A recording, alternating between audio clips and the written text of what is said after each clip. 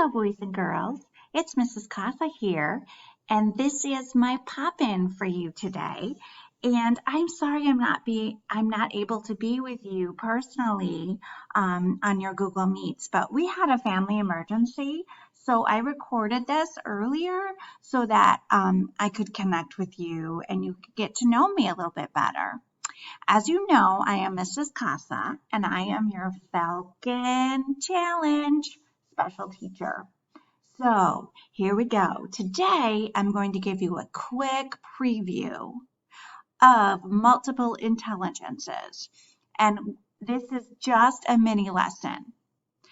You're not going to do anything with this today, although I know you're going to really want to until we're face-to-face again on week 3 of our school year. Okay, so without further ado, here we go. So, multiple intelligences, what is it? It is a theory by a really smart man named Howard Gardner. And he came up with this idea that people don't just have one kind of intelligence. They have perhaps 7 or 8 different types of intelligences. And we all have our strengths. And so the purpose of this lesson is for us to figure out what are our strengths and how can we use those strengths to be as successful as we can in school. So let's take a look at what Mr. Gardner says. So again, this is Howard Gardner's ideas, not Mrs. Casa's. So there are basically a couple of different types of intelligences. Actually, there's 8, not just a couple. So the first one is linguistic. And linguistic is a fancy word for wordsmith. Somebody who knows a lot of big words, who likes to read, who maybe is a poet, likes to create stories, loves learning new words. So maybe that's you. The second type of intelligence is logical mathematical. Those types of thinkers really like numbers. If you're like Mr. Casa, my husband, he can, when he's doing his groceries, he's adding up all the prices in his head as he's going. So he thinks logically, mathematically all the time.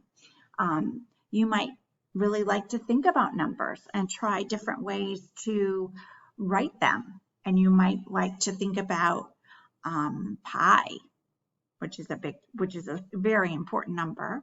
You might like to think about even numbers, odd numbers. Sky's the limit with numbers. The third type of intelligence that Howard Gardner talks about is musical intelligence. And that's the ability to use the music, sound, and rhythm really well. It's not just being able to listen to music and enjoy it, but it's more being able to do it. So for example, you might play the piano and you might love to sing and have a really nice voice, or you might have perfect pitch, which means you can hear a note, la, and say that's C, which I don't know because I don't have perfect pitch, so I wouldn't know. I do like to sing though. The fourth type of intelligence is bodily kinesthetic.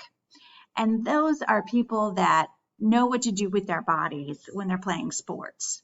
They're good at soccer, basketball, football, volleyball, swimming. All of those things come really natural to this type of a person. If you're this type of intelligence, you may be able to hit a ball using a bat, kick a soccer ball, swim really super fast, dance around. Maybe you're a cheerleader. Maybe you like to do all kinds of different dances from your background or your ethnicity. So bodily kinesthetic is a great intelligence to have as well. The next one is called spatial visual. And this is where we kind of think of maps, directions, spatial things like organizing a room. It can be very useful when you're painting or when you're doing an art project. It helps you not get lost because you could visualize in your mind where you're going. So that's spatial visual intelligence.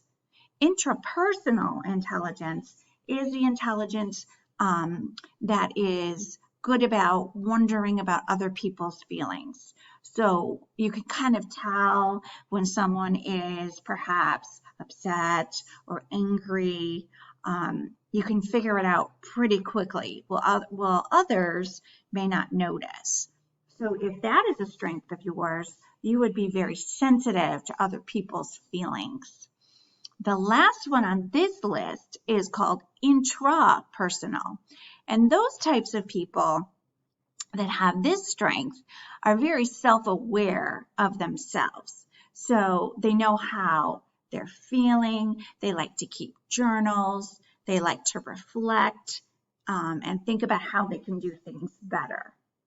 Now, there's one on here that's not always talked about, and that's the naturalist.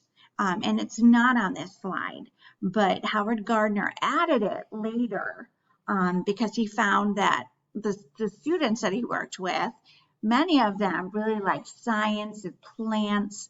So it's called the naturalist or science intelligence. So those are some examples of multiple intelligences by Howard Gardner. Now, here comes the fun part. The fun part is figuring out what our intelligences are. And I was lucky enough to find online someone did this assessment for teachers. Now, it's not a test that you're going to be scored right or wrong, or you got this many right or this many wrong. It's a test that you can take for fun. And I'm going to show it to you. You're not going to take it today, but I'm going to show you what it looks like so that next time we can take a look at it and you can have a chance to take it. Now, like I said on this slide, this is very informal and it should not be viewed as scientific at all. It's just for fun and for you to know maybe what strengths do I have as a learner and a thinker. So it can help you in school and more importantly in life.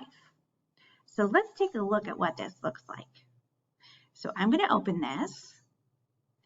And this assessment is just a multiple choice assessment. Move myself here so I'm not covering my screen. It just says find your strengths. And this was given, we have permission to use this. Dr. Terry Armstrong made this for us.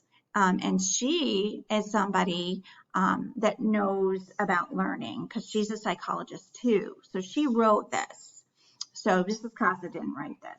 And we're using it because she gives us permission.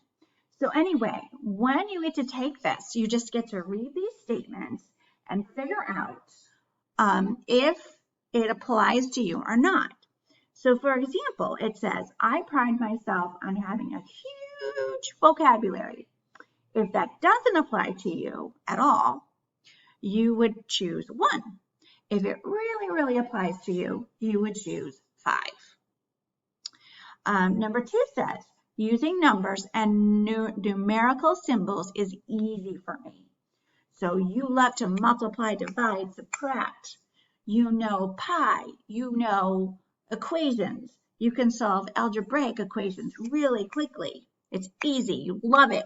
Give me more. Then you would choose a 5 for that one.